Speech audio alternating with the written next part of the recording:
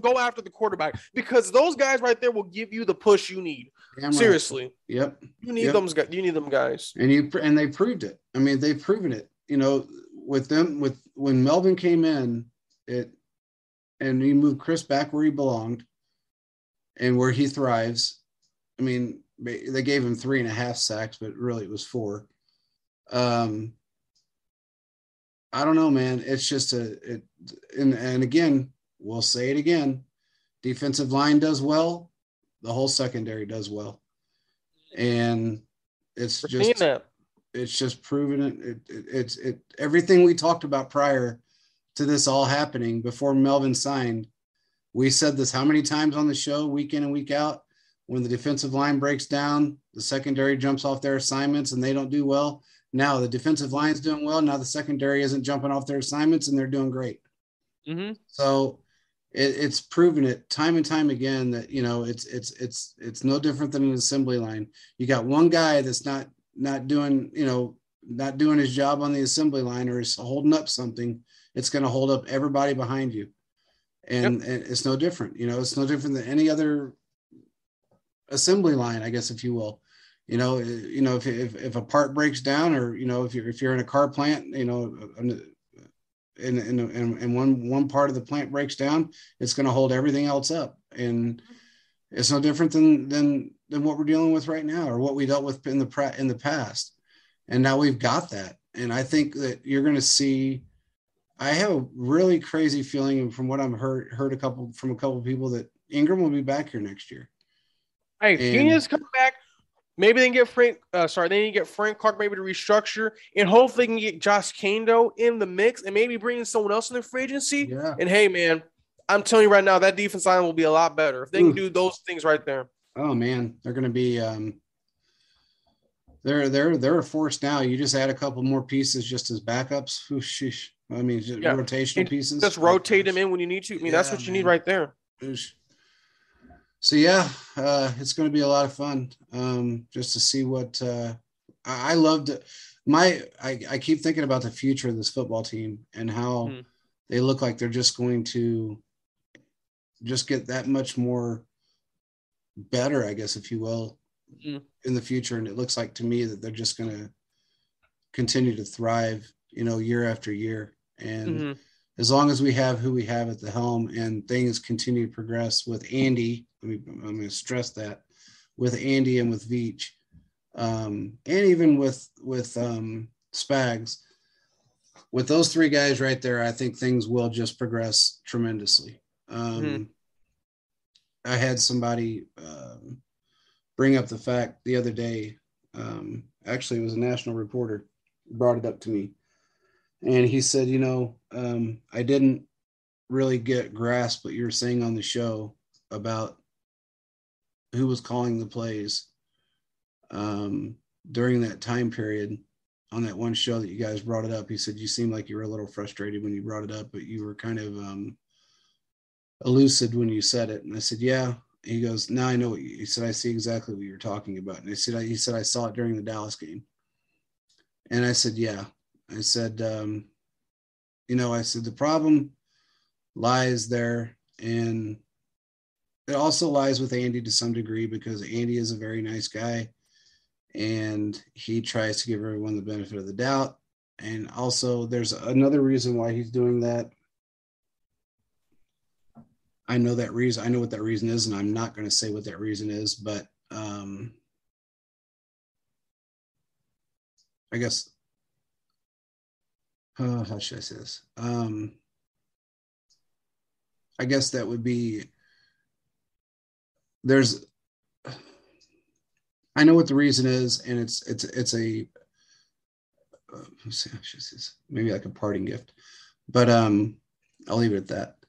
So, but I think, next year things will change, and Andy will be, he's looking a lot better, feeling better. And I told him that, and he brought that up to me as well. He said, Andy does look a lot better than he did.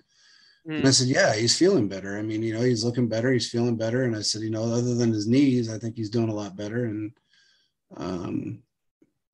from what I did hear, I think Andy's getting some work done on that knee this offseason. Yeah, because he's been walking, he's been kind of hobbling, like favoring one of the knees. I mean, I saw that in the news presser one day. Yeah, well, I mean, during I guess training camp, he had a what do you call him? One of those Scope?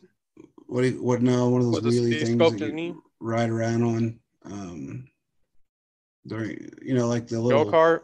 yeah, like a cart or something that you ride around on, because he didn't want to walk a whole lot. But and I understand. I mean, when your knees are bad, your knees are bad. It is what it is. He's a big guy. He was a lot bigger, and that's a lot of weight to put down on your knees for 62 years. So it just is what it is. So I'm not nearly his size, and my knees hurt. So, Yeah. and I'm not his age either, but he's got some years on me, but he's got a hell of a lot more weight and size on me. So, but yeah. Well, he used to play offensive tackle, so yeah, I mean, he when you play that position, you're gonna be hurting. Yeah, he's a big dude, man. I mean, he's not a small guy. So he's doing the right thing, and I think he's going to be just fine. So we'll see a lot of resurgence of a lot of things, and players that are they're already feeling the difference between. And let me bring this up really quick. Somebody said on our Chiefs Focus page that Kelce has slowed down. He has not slowed down. I'm going to say this. I'm going to get this. Let me squash this really quick. He's not slowed down. They asked me on Twitter, and they said, well, I know he's slowed down a lot, this year, and we can see it. No, you're wrong. He has not slowed down. He's been injured. I'm going to say this again. There's a difference. There's a difference between slowing down and being injured. He has been injured pretty much the entire season. I think it happened week 2 or 3.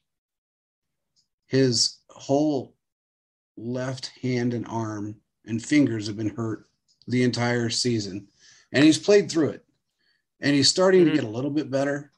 He's about 85% right now, maybe a little bit better than that. But he's played through it the entire time.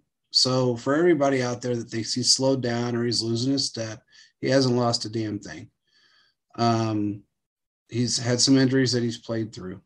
So everybody get off that kick. He's not slowed down a bit. When he's, as you've noticed, when he catches the ball, in fact, if anything, he looked pretty good last week. He looked pretty damn good last week. And when he catches the ball, he pushes right through people. He's getting yards after the catch. He's doing, in fact, I think he's doing a little bit better than he did last year as far as yards after the catch. And he just, when guys get dinged up and their hands aren't feeling great and their fingers are hurt and their arms hurt and their shoulders hurt and they're still playing through it, you got to give them a little bit of a break. But don't start thinking they're slowing down and start, making up rumors about them not playing as well because of their age or because of this or because of that. He's been injured. End of story.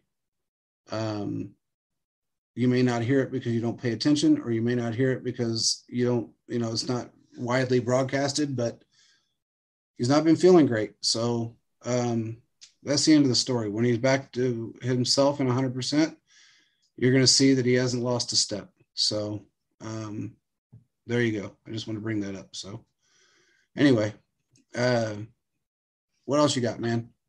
I think we're all good to go unless you have a couple questions from the fans. I don't know if you had any. Let me see.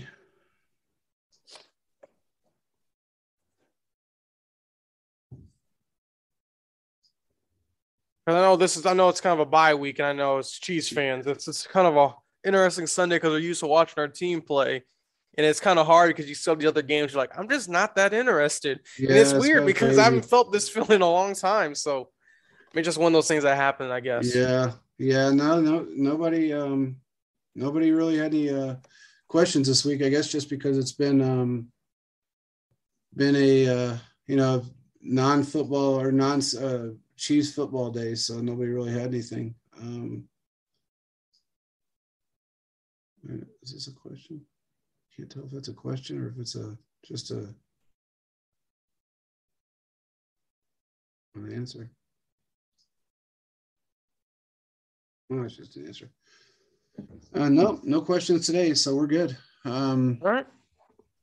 So we're going into Sunday night against the Broncos. What's your prediction, man? This is early. This is my early prediction, but I think the Chiefs can win. I'm going to say 31-14. No, 31-18. 31-18. I think the Broncos are going to get some field goals. I think they're going to try to move the ball. They're going to try to be aggressive Sunday Night Football. They always give us our best effort, but I think they're going to kick some field goals. And maybe I'm going to push. I'm going to say 21. So I'm going to say 31-21. I'm going to stick that. That's my early prediction right now. Okay. All right. Well, okay, guys. Well, again, we got the website up.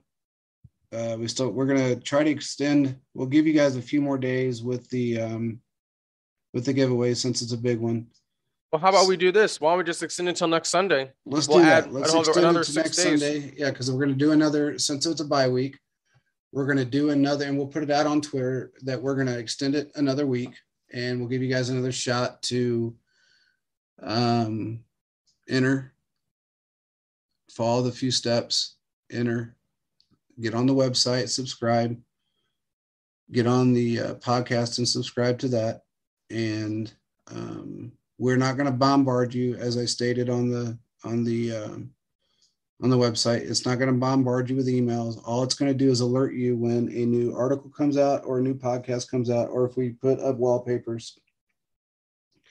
Anything that we do on the website, it's not going to send you random crazy stuff, like, because I set it up that way to where it doesn't send you just random stuff that, if I open the page up, it sends you an article or something, because it just doesn't do that.